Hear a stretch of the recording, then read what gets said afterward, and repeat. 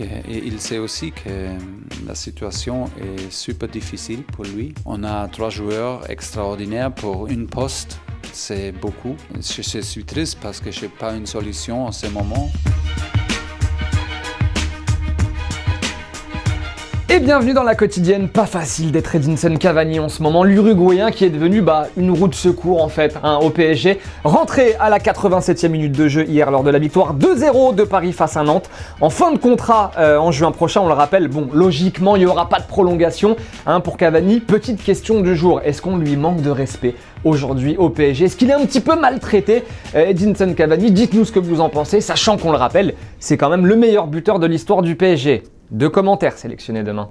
Bon, en tout cas, au-delà d'Edinson Cavani, Tuchel, lui, il n'est pas trop rassuré en ce moment pour son équipe. Non, c'est pas la grande forme. On a manqué de vitesse et la précision. On a manqué confiance à notre jeu. On a perdu trop de ballons. On manque de rythme, on manque confiance. Et on a bien aimé, après le match, la franchise d'Abdou Diallo, le jeune défenseur parisien. Justement, sur les difficultés du PSG en ce moment, il est au micro de Sylvain Mignonia et lui, quand il sait pas, il sait pas. Abdou, comment vous expliquez les difficultés que vous avez eues? Je les explique pas encore, je vais attendre de regarder la vidéo à froid, d'en discuter avec le staff pour tirer des conclusions et surtout travailler sur ce qui n'a pas été. Pareil sur l'association Neymar-Mbappé, Cash Diallo, ouais, le gars dit ce qu'il pense, peut mieux faire. Qu'est-ce que vous en avez pensé? Je pense que, comme à l'image de l'équipe, peut mieux faire, mais c'est 2 joueurs de très très grande qualité. Intéressant aussi, tenez, hier d'avoir l'avis d'Idrissa Gueye sur le Ballon d'Or. Oui, on rappelle que son coéquipier avec le Sénégal, Mané, a terminé 4e. Et pour Gueye, il méritait largement mieux. Il méritait largement d'être au moins sur le podium. Pour moi, il méritait carrément le Ballon d'Or. Et il se retrouve aux 4e place et c'est un peu dommage. Et je suis triste pour lui parce que c'est une fierté pour tout le Sénégal. Allez, petite pause dans la quotidienne avec le 2e meilleur championnat du monde juste derrière la Pologne, le Mexique, avec un golasso comme on dit dans le jargon.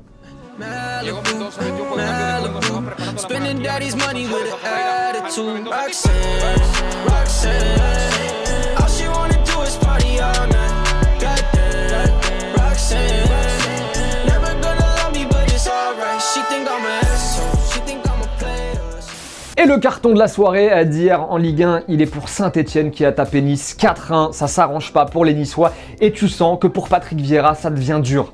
Très très dur même pour Vieira. Défensivement, on a été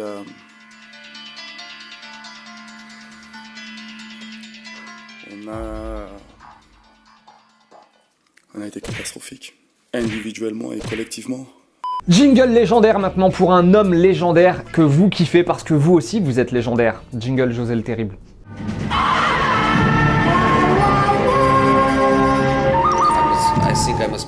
José le Terrible donc était de retour à Manchester hier avec Tottenham. Il a perdu 2-1. Et je suis un peu perdu, voilà. Il se passe des choses un petit peu bizarres après le match. José le Terrible, il a dit que Manchester méritait sa victoire. They were not just better than us, they were much better than us. They dropped the block, they defend, they got fouls, a couple of dangerous counterattacks, so I think they deserve the victory. Sérieux, rendez-nous notre José le Terrible, on le reconnaît même plus depuis qu'il est à Tottenham. Le gars, il rage même pas, il a félicité ses adversaires, voilà. Non, on veut l'ancien José, nous. Clément? Oui. Oh, viens, s'il te plaît, viens. T'es un petit peu énervé aujourd'hui, non? Je suis là, je suis T'es détendu. Tu viens nous parler de quoi? Je suis vif.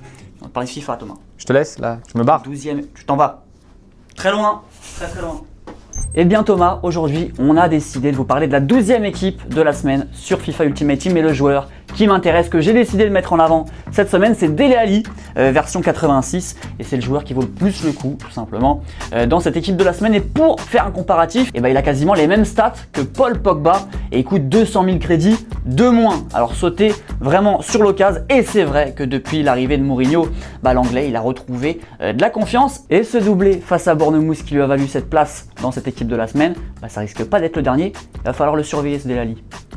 Et sinon, hier, il y avait le repas de Noël, et oui, du Real Madrid, petite photo postée par le club, bonne ambiance, Toni Kroos n'était pas là, bizarre. Bon, alors les joueurs se sont fait des cadeaux, et en gros, c'est Marcelo qui devait offrir le cadeau de Gareth Bale, et nos potos d'El Chiringuito, ils ont capté une petite image, en fait, où on voit le cadeau reçu par Gareth Bale, et c'est un club de golf, voilà, du génie pour Marcelo. La petite réponse à la question d'hier avec les 2 commentaires sélectionnés. Marine vous demandait si Rudy Garcia pour vous était déjà en danger. Beaucoup de oui, hein. Mister Ruby qui nous dit oui, il n'arrive pas à gagner. S'il ne se qualifie pas pour la phase finale de Ligue des Champions, il sera licencié.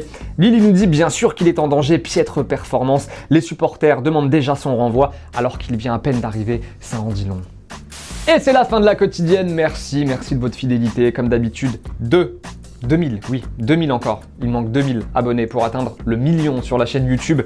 Bientôt, plein de surprises pour le million. Donc voilà, continuez de vous abonner. En attendant, nous on se dit bye bye comme tous les jours en images et en musique. Et on se retrouve demain les potos. Wow. Ciao. J'aime pas les gus qui regardent bizarrement. Avec ma bitch dans voiture allemande. Je l'achète, je la rappelle si ça manque. Plus jamais je me fais lever à 6h30. Jamais.